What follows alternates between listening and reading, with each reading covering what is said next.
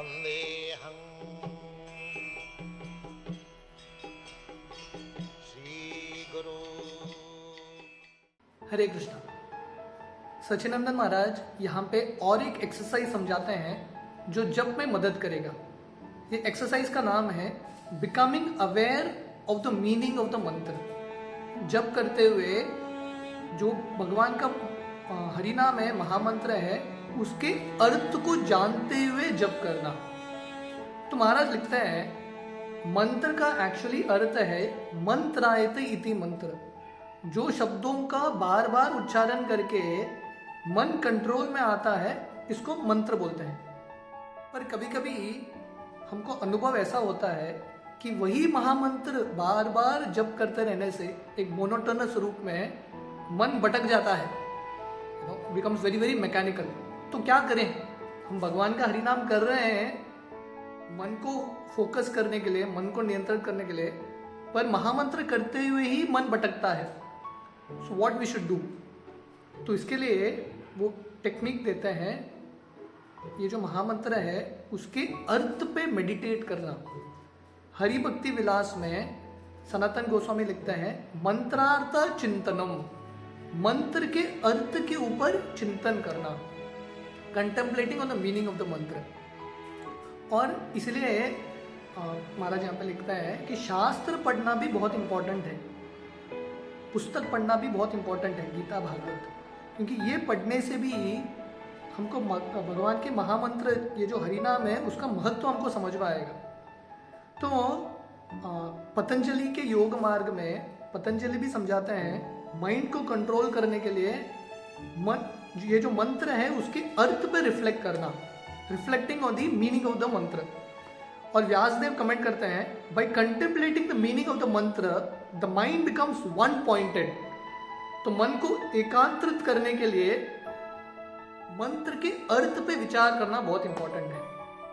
तो कोई प्रश्न पूछेगा, अरे क्या करूं आप बताओ, महामंत्र सुनूं या महामंत्र के अर्थ पे ध्यान करूं?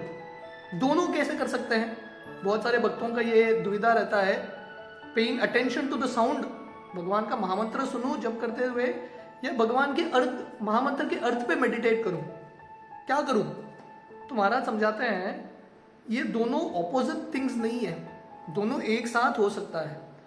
ये हमको जब हम महामंत्र का जप करते हैं उसको अर्थ को भी लाइटली मूड में लेके आना, ये भाव को समझना। अर्थ पे मेडिटेट करना मतलब महामंत्र के भाव को समझना। तो महाराज उदाहरण देते हैं, जैसे शहद को हम दूध में डालते हैं, शहद और दूध ऐसा मिक्स हो जाता है, उसके बाद हम बोलते हैं हनी मिल्क, शहद का दूध एक साथ मिक्स हो जाता है।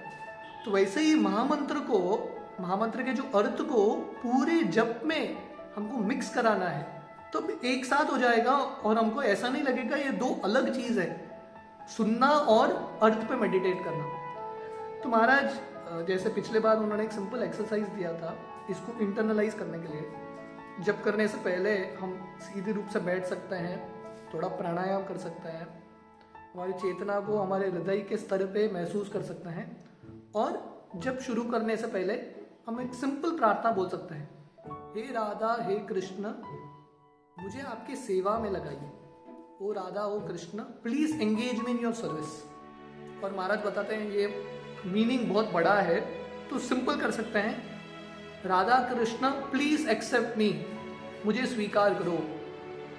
तो जप करने से पहले ये भाव के साथ हम जप करेंगे। हम भगवान का चित्र भी रख सकते हैं सामने और जप शुरू कर सकते हैं। और जप के दौरान फिर से मन भटकेगा, फिर से हम याद दिला सकते हैं कि हम जप कर रहे हैं राधा कृष्ण की संतुष्टि के लिए, फॉर देयर प्लेजर।